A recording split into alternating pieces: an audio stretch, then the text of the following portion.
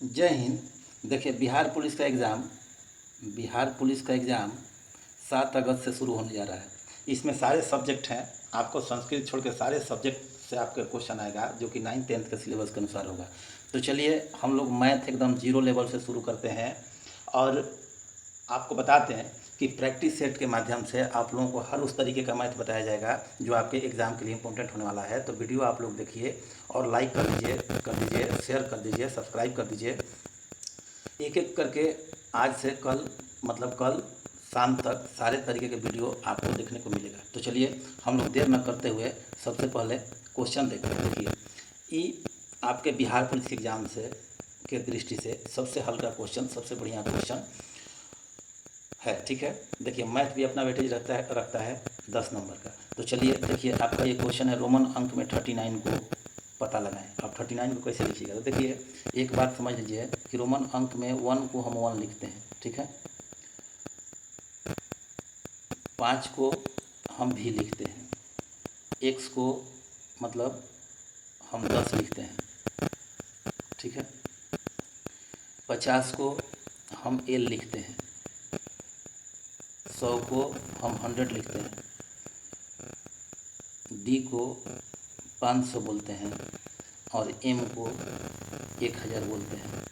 अब आप लोगों को एक बात तो समझ में आ गई होगी कि इस क्वेश्चन का आंसर क्या है।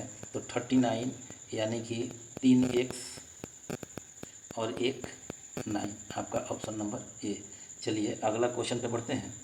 संख्या 1056 से कौन सी छोटी संख्या को घटाने पर 23 से पूर्णतः विभाजित होने वाली संख्या प्राप्त होगी? देखिए अंत तक वीडियो देखिएगा, आपको मज़ा आएगा, क्योंकि ये चैप्टर नंबर सिस्टम है। नंबर सिस्टम से आपका एक भी क्वेश्चन नहीं छूटने वाला है, ठीक है। अब ये आपका संख्या एक 1056, एक संख्या है 1056, इसको भाज्य बोलते हैं, और 23 से विभाज्य करना है, इसको भाजक बोलते हैं, ठीक है। 23 से विभाज्य करना है, इसको भाजक बोलते हैं।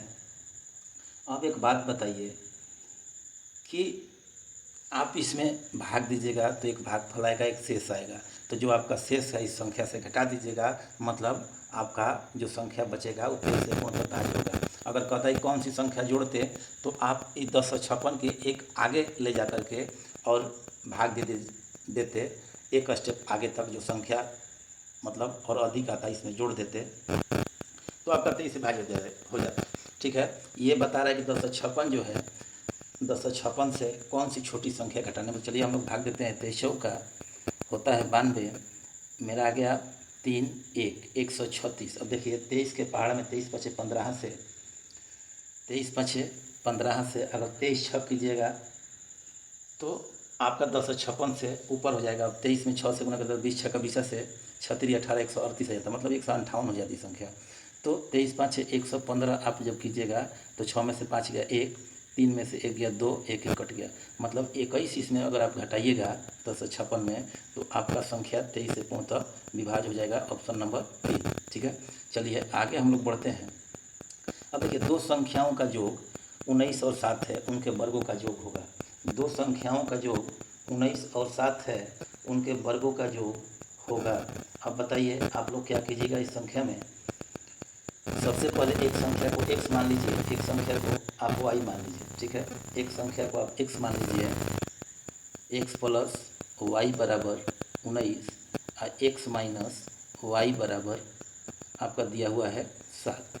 अब देखिए आप 9th 10th क्लास में विलोपन विधि पढ़े हैं। अब विलोपन विधि क्या होता है कि एक को कटाना होता है। अब देखिए ये प्लस है, ये अगर इसको हम समीकरण 1 मान लें, इसको समीकरण नंबर 2 मान लें, ठीक है। इसको समीकरण नंबर 1 और इसको समीकरण नंबर 2 अगर हम मान लेते हैं, तो घटाने पे क्या होता है कि नीचे वाला का साइन चेंज हो जाता है। यहाँ प्लस है तो ये माइनस होगा, ये माइनस है तो प्लस होगा, यहाँ भी माइनस होगा। ये देखिए एक से x खत्म, ये 2y बराबर आ गया 19 में 7 गया 12, वाई बराबर 6। अब वाई का मान इसमें रखिएगा तो उधर घटेगा, तो x का मान आएगा 13। x का मान कितना आएगा? 13। अब x का मान आपका आ गया 13। अब कहने का मतलब कि इसमें y का मान अगर इसमें रखिएगा तो 19 में से 6 घटेगा 13, इधर जाएगा तो माइनस, और यहाँ रखिएगा तो ये माइनस में है, इधर जाएगा तो प्लस होगा, मतलब दोनों कंडीशन में 13 आया। तो अब 13 का स्क्वायर होता है 169, और 6 का स्क्वायर होता है 36, 9 6 15। अब देखिए 5 किस में है, तो ऑप्शन नंबर आपका सी 205। आई बात समझ में। सबसे पहले आप क्या कीजिएगा कि इसको एक संख्या को x मानिएगा, एक संख्या को y मानिएगा। अगला संख्या आप विलोपन विधि से इसको हल कर सकते हैं। ठीक है, अगला क्वेश्चन हम लोग देखते हैं। क्वेश्चन नंबर, निम्नलिखित में से कौन सी अभाज्य संख्या है। अब देखिए अभाज्य संख्या क्या होती है। अभाज्य संख्या वैसी संख्या को कहते हैं, अभाज्य संख्या वैसी संख्या को कहते हैं जो अपने स्वयं और एक से विभाजित हो। तो देखिए 15 को आप 5 गुना 3 भी कर सकते हैं, मतलब 1 से विभाज्य है, 3 से विभाज्य है, 5 से विभाज्य है, अपने से तो विभाज्य है। 54 को आप 2 गुना 27 कर सकते हैं, 27 को भी आप तोड़ सकते हैं। 97 एक ऐसी संख्या है कि ये अभाज्य संख्या है, ये अपने आप से विभाज्य होगी। एकासी देखिए 9 गुना 9 होता है। ठीक है, इसमें ज़्यादा टाइम नहीं देना है, जहाँ टाइम देना होगा वहाँ दिया जाएगा। ठीक है, तो चलिए अगला क्वेश्चन पर हम लोग आगे बढ़ते हैं। अब प्रथम 24 प्रकृत संख्याओं का योग ज्ञात कीजिए। आपका एक संख्या है, प्रथम 24 संख्याओं का योग ज्ञात कीजिए, क्या होगा। तो देखिए इसका एक सूत्र होता है, अब सूत्र याद कर लीजिए। प्रकृत संख्याओं का सूत्र बराबर होता है, प्रकृत संख्याओं का सूत्र बराबर होता है, संख्याओं का सूत्र बराबर n इंटू एन प्लस 1/2। अब n क्या है, मेरा n है 24, यहाँ लिखे 24 प्लस 1/2। अब देखिए 24 गुना 25/2, अब 2 से कट गया 12, 25 12 300। आपका ऑप्शन नंबर 2 हो जाएगा। ठीक है, आई बात समझ में। अगला क्वेश्चन हम लोग देखते हैं।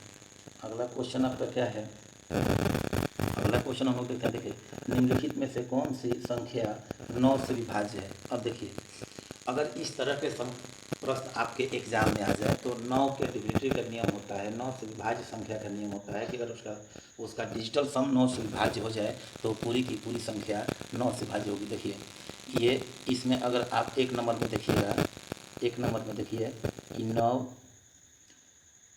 8 1 9 4 3 7 3 10, ये मतलब एक नंबर नहीं होगा। ठीक है, देखिए 9 9 से भाज्य, 8 1 9 जोड़ दिए 9 से भाज्य, 4 3 7 3 10, मतलब ये नहीं होगा। ठीक है, ये संख्या जो है आपका एक नंबर नहीं होगा। अब 2 नंबर देखते हैं, 9 8 1 9 4 3 7 2 9, मतलब ये 9 से भाज्य संख्या है। आप क्या कीजिएगा, सारे डिजिटल सम को मतलब जोड़ दीजिए। देखिए ये 9 8 4 3 2 1 है, ये 9 मतलब 9 से ख़त्म, 8 1 9 9 से ख़त्म, 4 3 7 2 9। उसके बाद और कोई संख्या नहीं है। देखिए अब इसमें आप ऑप्शन नंबर सी में अगर आप देखते हैं तो 9 8 1 9 4 2 6 2 8, मतलब भी नहीं होगा।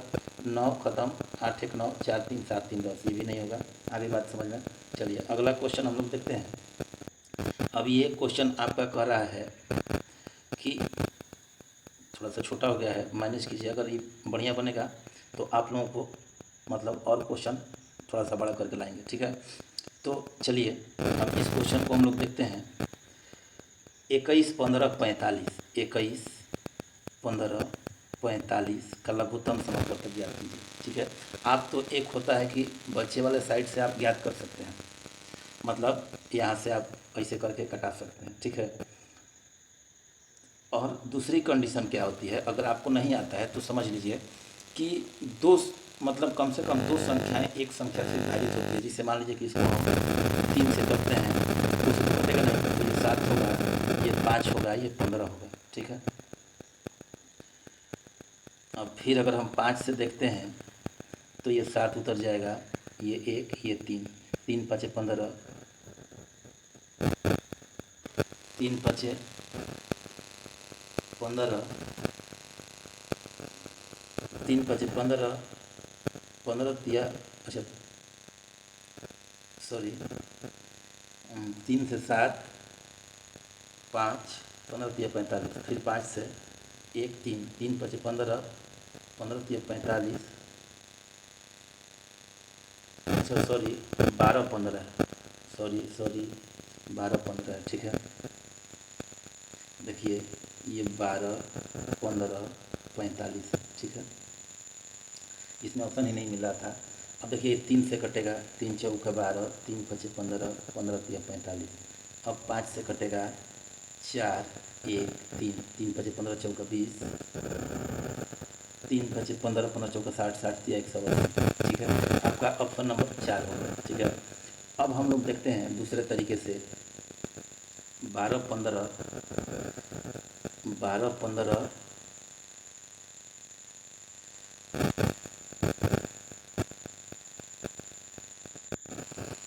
12 15 और 45 है। देखिए 12 15 45, इसको हम लोग फैक्टराइज करेंगे। देखिए 4 गुना 3, ये हो गया 5 गुना 3, ये हो गया 15 गुना 3।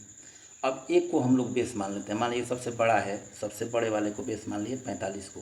अब जो इसमें मिलेगा उसको नहीं लिखना है। 3 मिल रहा है, 4 नहीं मिल रहा है। ठीक है, इसमें 5 और 3 दोनों मिल रहा है, 45 में दोनों है, तो 45 चौका 180, ऑप्शन नंबर 4। चलिए अगला क्वेश्चन हम लोग देखते हैं।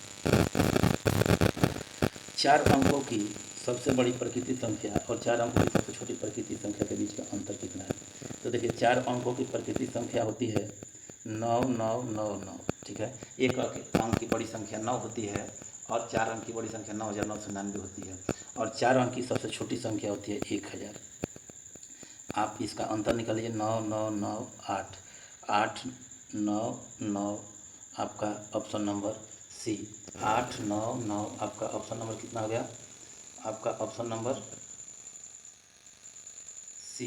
ठीक है, अगला क्वेश्चन हम लोग देखते हैं। अगले क्वेश्चन पे चलते हैं। कौन क्वेश्चन है भाई? 1728 के भाजक का योग ज्ञात कीजिए। 1728 के भाजक का योग ज्ञात कीजिए। देखिए इसका एक फार्मूला होता है। इसका फार्मूला क्या होता है? P a + 1 - 1, ठीक है, बटा P - 1 गुना Q B + 1 -1 बटा Q - 1। अभी क्या है आप कहिएगा। तो सबसे पहले देखिए 1728 का हम गुणनखंड निकालेंगे। सबसे पहले क्या करेंगे? 1728 का हम लोग गुणनखंड निकालेंगे। क्या करेंगे? सबसे पहले 1728 का गुणनखंड निकालेंगे। देखिए 2 से कटेगा 8 दूनी 16, 6 दूनी 12, 4 दूनी 8, 864। फिर 2 से कटा 432, फिर 2 से 216, फिर 2 से 108, फिर 2 से 54, फिर 2 से 27।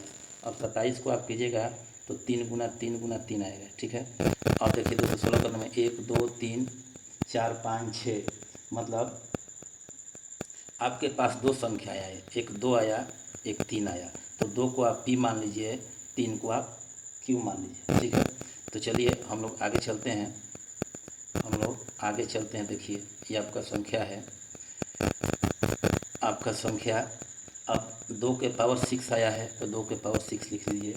+1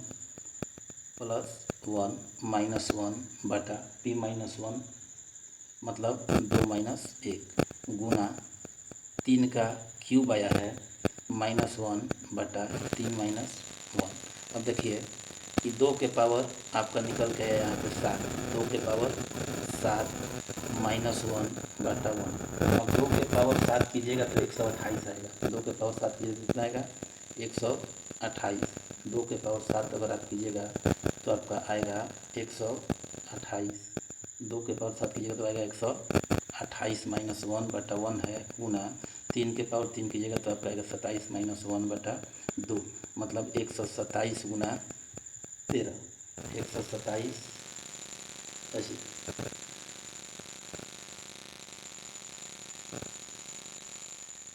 सॉरी, एक बार फिर से देख लेते हैं।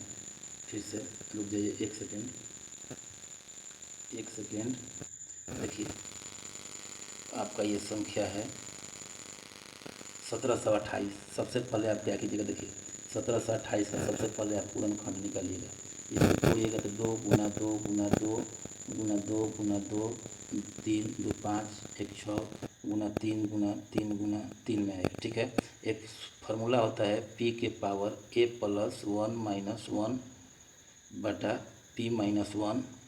अच्छे से देखिएगा, गुना क्यू के पावर बी प्लस 1 माइनस 1 बटा क्यू माइनस 1। ठीक है, अब हम लोग आगे देखते हैं कि मेरा पी आया है 2।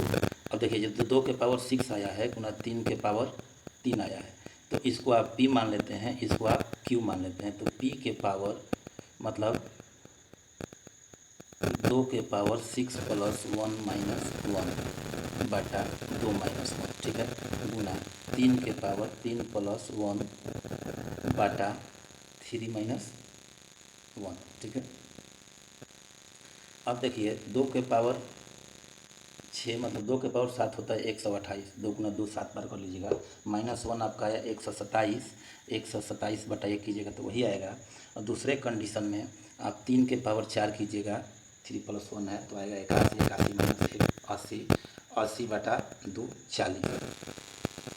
अब अगर आप गुना कीजिएगा तो आएगा आपका ऑप्शन नंबर बी 50 से 40। 127 में 40 से गुना कीजिएगा, 32 से इसको पुश करके देख लीजिएगा।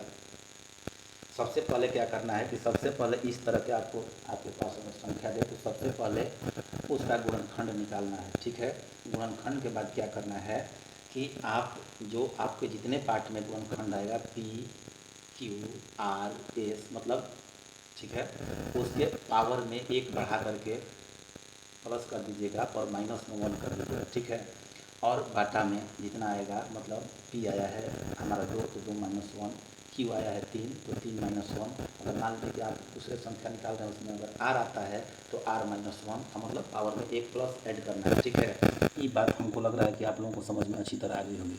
चलिए अगला क्वेश्चन हम लोग देखते हैं। अगला क्वेश्चन हम लोग देखते हैं। अच्छा, ये रिपीट हो गया है ये क्वेश्चन तो हम लोग बनाए थे ऑप्शन नंबर 3। 4 अंक की सबसे बड़ी संख्या 4 अंक की सबसे बड़ी संख्या 999 होती है। इसमें 1000 घटा दीजिए, ऑप्शन नंबर 3 आपका आया था। ठीक है, अगला क्वेश्चन हम लोग देखते हैं। अगला क्वेश्चन अब नहीं है। ठीक है, अगला क्वेश्चन नहीं है। तो चलिए हमें आशा है कि इस तरह के क्वेश्चन आप लोगों को समझ में आएगा, क्योंकि